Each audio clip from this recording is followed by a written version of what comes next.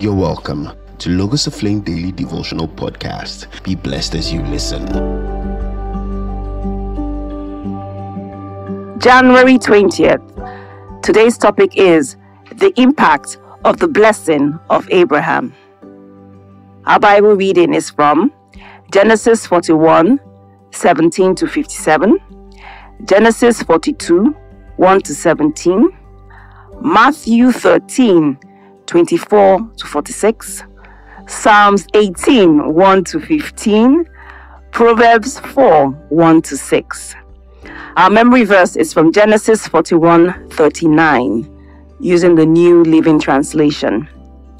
Then Pharaoh said to Joseph, "Since God has revealed the meaning of the dreams to you, clearly no one else is as intelligent or wise as you." In Genesis 12:2, God said to Abraham, "I will bless thee and make thy name great, and thou shalt be a blessing." Genesis 12:2b, King James Version. The blessing upon Abraham was transferred to Isaac and then passed on to Jacob. From our recent readings, we discover that the blessing rested upon Joseph. Joseph's life was an epitome of the impact of the blessing of Abraham upon a person. The blessing leads to prosperity, irrespective of prevailing circumstances. When Isaac had the blessing upon him, he sowed in a time of famine and received 100-fold return. Jacob received the blessing from Isaac, and even when he was cheated by his uncle Laban, he still became an extremely wealthy man. In today's reading, we can see the blessing upon Joseph's life. It caused him to prosper as a slave, in prison, and in government.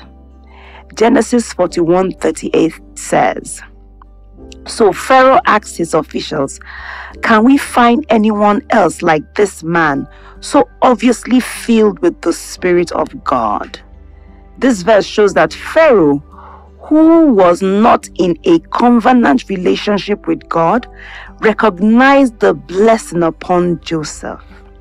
Also, in Genesis 39:3, Potiphar had recognized the same blessing in Joseph's life. When Joseph got into government, he started gathering grain. The same blessing was at work in his life.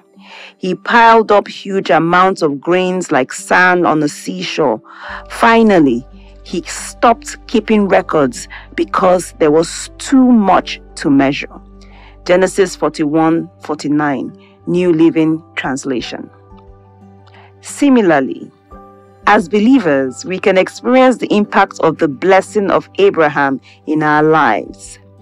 Galatians 3:13 to 14 says, "Christ has redeemed us from the curse of the law, being made a curse for us, for it is written, 'Cursed is every one that hangeth on a tree,' that the blessing of Abraham might come on the Gentiles through Jesus Christ, that we may receive the promise of the Spirit through faith."